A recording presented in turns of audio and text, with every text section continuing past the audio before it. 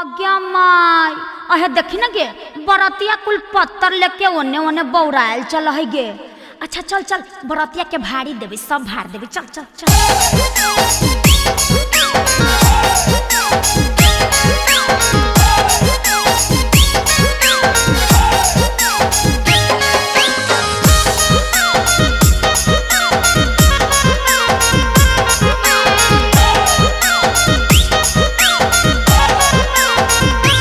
बंदे बरतिया भरुआ हकई सब भूखाल रे बंदे बरतिया भरुआ हकई सब भूखाल रे बंदे पतला लेके चल है बोलाल रे बंदे पतला लेके चल है बोलाल रे बंदे।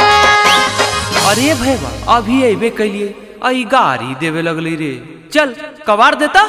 अरे कबाड़े के बात कर रही आज एक उखाड़ दो उखाड़ ले गए सुन रे बंदे न्यूज में छप गए समाचार रे बंदे न्यूज में छप गए समाचार रे बंदे भौजी के बहिनिया खेलार रे बंदे राखो है कई चर चर गोइयार रे बंदे। ए माई इ लड़का के कैसन कैसन घिनाइल घिनाइल गाड़ी दे है। पहले एकर बप्पा के व्यवस्था कर बप्पा के गरियाओ एकरा ई पूरे खानदान के तार दे।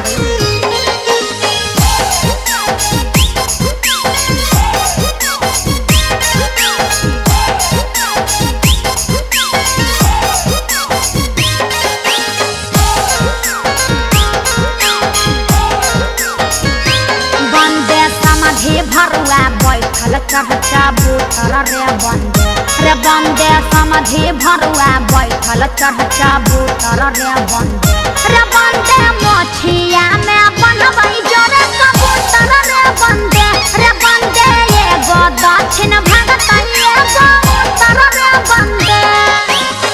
आए भैया ये अबरी बाऊ के गरिया दिलको एकरा जब तक तू रेलमी नहीं तब तक ये नए सुधरतो। अच्छा अरे वो हमारे बाबू के गरिल के हम मैया के गरीब है चला सुन गए रे बंदे गलिए होई गेलै सोहरा रे बंदे गलिए होई गेलै सोहरा रे बंदे भौजी के मैया होलै लारा कोहरा रे बंदे भौजी के मैया होलै लारा कोहरा रे बंदे। आगे माई एकदम जन्नी नियन गाड़ी दे है। अच्छा रुक रुक एकर ममुआ कने गेलिए ममुआ के गरिया वही आई पूरे उकेट देबै। बंदे दूल्हा के मामू हकै चार रे बंदे दूल्हा के मामू हकै चार रे बंदे चार के चार लागो है हुड़ा रे बंदे चार के चार लागे हुड़ा रे बंदे। आए भैया बाऊ के गरियल को तो कोई बात नहीं ये अबरी मामू के गरिया दिल को रे। अरे बाबू बूढ़ा ना खिन रे नहीं पसंद लिखे नहीं इहे से जवान का मामू के गरियावा है लेकिन चल एकर मानियो को व्यवस्था कैल जाए। रे बंदे अठन्नी चमनी हकैले टाल पैसा रे बंदे अठन्नी चमनी हकैले टाल पैसा रे बंदे साली के मामानी पर चढ़ल भैसा रे बंदे भौजी के मामानी पर चढ़ल भैसा रे बंदे।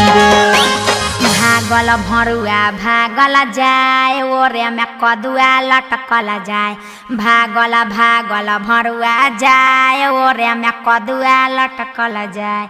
अरे जा जा जा।